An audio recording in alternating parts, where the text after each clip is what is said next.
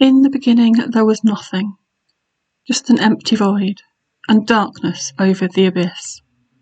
And then, in 1989, from a tiny flat in Hackney, there came a flicker of hope. A message: you are seen. You are loved. You are not alone. If winter comes, then spring is near. These are the words that Margaret Kennedy used to bring hope to others when she founded the CSSA for Christian survivors of sexual abuse. The CSSA provided much-needed support, compassion, understanding, comfort and companionship for these women who were carrying an immense amount of unseen pain. The CSSA did much to raise awareness of the scale of the problem, to give these invisible women a voice, and to call church hierarchies to account. Margaret invited women to gather together for companionship, as well as practical help and support, in her living room. This was the beginning of real, meaningful and organised support for women who had been abused in Christian homes. For many, this was the first real recognition and acknowledgement of their experiences and the pain they still carried.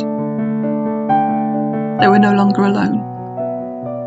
Margaret produced a monthly newsletter for survivors, keeping this emerging community connected and informed of news, meetings, campaigns and events. She gave survivors a voice through which they could challenge the churches, particularly the attitudes and behaviours of those in positions of power within the hierarchy. It was through the CSSA that a young youth worker called Col Ritson met Margaret Kennedy. Now they had somewhere to turn, more and more victims and survivors began to speak out and seek support. The CSSA quickly grew and began to spread. New independent, autonomous CSSA groups started springing up further afield.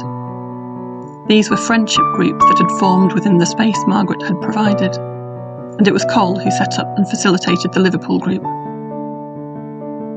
Very quickly, Col recognised the need to bring on board a professional trained counsellor, and so Judith became part of the group. They were keen to ensure individuals had appropriate support and that they were psychologically and emotionally safe during sessions. Out of these groups, friendships and conversations, a fresh new symbolism began to emerge. A symbolism that was relatable, a language that was easily understood.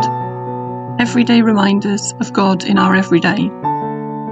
Snowdrops are one of the first flowers of spring. They're often found still flowering, surrounded by snow. They symbolise resilience, hope, and new beginnings.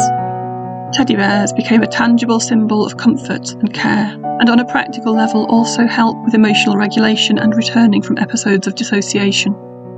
People started wearing ribbons with teddy bears on them to help raise awareness and as a demonstration of solidarity with the survivor community. CSSA organised the first survivor-focused church services in the United Kingdom. These were survivor-led, survivor-sensitive, and had little to no clergy involvement unless the clergy were survivors themselves. This was revolutionary stuff, and immensely healing and empowering for those whose faith had been cruelly used to control, silence, dismiss and grind them down, as well as to justify the actions of their abusers. There was one huge survivor-led service in Westminster Abbey where 12 members of clergy walked down the central aisle, each carrying a teddy, who weren't allowed to do anything else. Margaret told the clergy to watch and learn.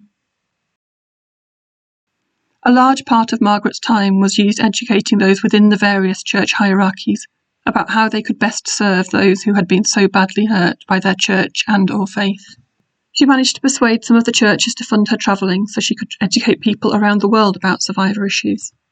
Back at home in the UK, CSSA organised and led retreats for survivors to connect, catch their breath, share their stories and reclaim something of themselves.